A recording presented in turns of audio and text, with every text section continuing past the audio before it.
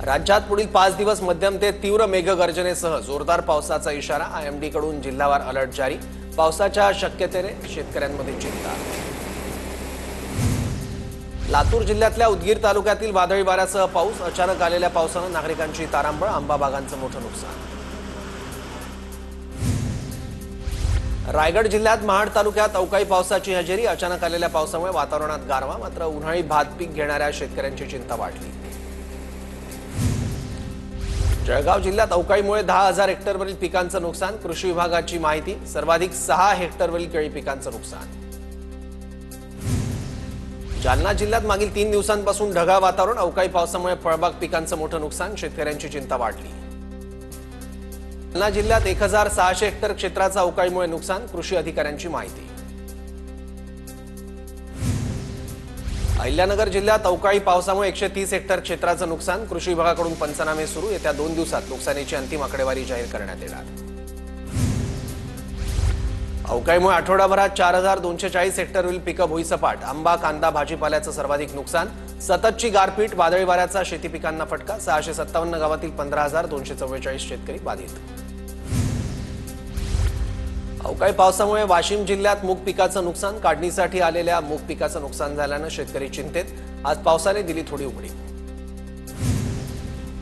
रत्नागिरीत बदलत्या वातावरणामुळे आंबा पिकाला फटका। गतवर्षीच्या तुलनेत यंदा 25 ते 30% आंब्याचं उत्पादन। आंबा उत्पादक हवालदिल।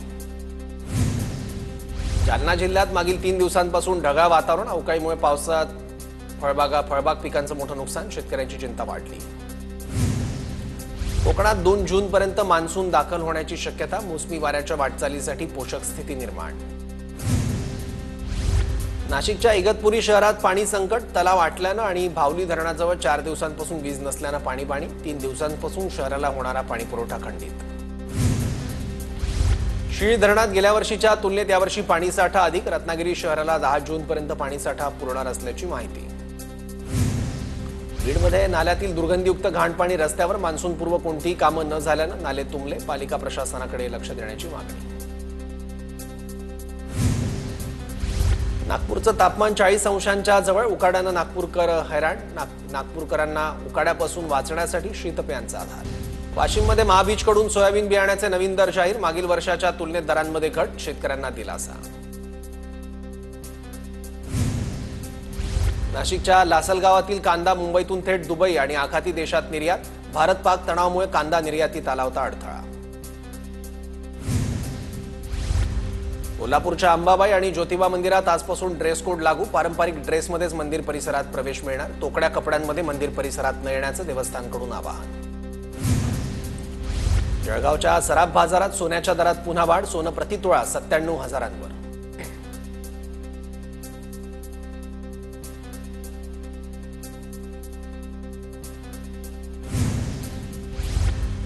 लाडकी बहीण योजनेच्या नावे शेकडो बनावट बँक खाती तयार करून त्यांचा सायबर गुन्ह्यांसाठी वापर। जुहू पोलिसांकडून 4 जणांना अटक। अहिल्यानगरच्या कोपरगाव शहर आणि ग्रामीण भागात काही दिवसांपासून वीज पुरवठा खंडित होत असल्यानं शिवसेना महिला आघाडी आक्रमक। महिलांचा तीव्र आंदोलनाचा इशारा।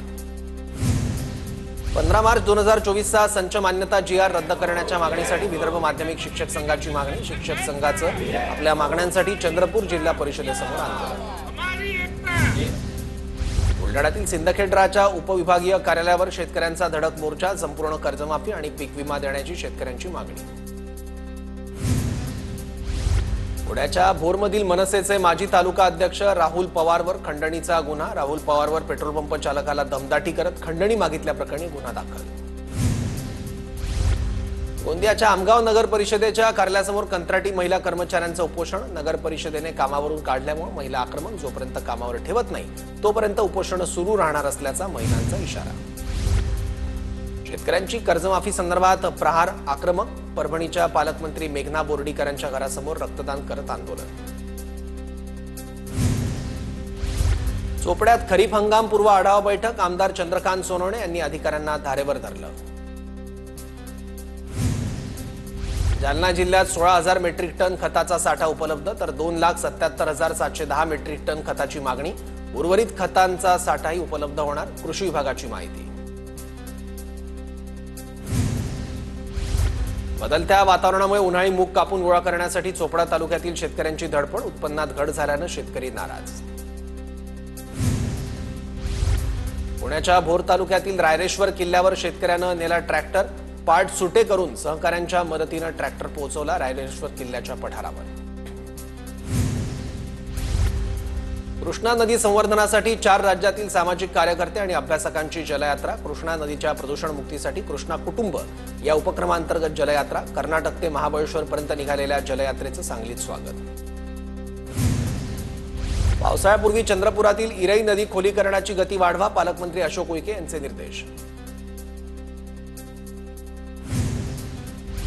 परभणीत शेतकरी हळद काढणीच्या कामात रमला, हळदीला चांगला भाव मिळत असल्यानं शेतकरी समाधानी. भंडाऱ्यात उन्हाळी धान पिकाची कापणी आणि मळणी सुरू, मात्र धान खरेदी केंद्र अद्यापही बंद. धान खरेदी केंद्र तात्काळ सुरू करण्याची शेतकऱ्यांची मागणी. वाशिममध्ये पशुपालकांसाठी आनंदाची बातमी. पशुसंवर्धन विभागाकडून विविध योजनांच्या माध्यमातून अनुदानावर दुधाळ गाई म्हशींचं वाटप. कुक्कुटपालनासाठी निवारा शेडला अनुदानही देणार. 3 मे ते 2 जून पर्यंत ऑनलाईन अर्ज भरता येणार. अमरावती जिल्ह्यात खरीप हंगामासाठी शेतकऱ्यांकडून शेतीच्या मशागतीला सुरुवात. मान्सून वेळेवर दाखल होत असल्यानं शेतकऱ्यांची लगबग सुरू.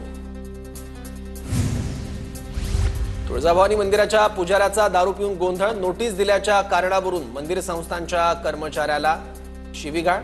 तुळजापूर पोलिसात गुन्हा दाखल. रायगडच्या रोहा नगर परिषदेची अतिक्रमण दुकानांवर कारवाई. 4 दुकानं जेसीबीनं हटवली. संबंधितांना नोटीस देऊनही दुकानं हटवली नसल्यानं कारवाई.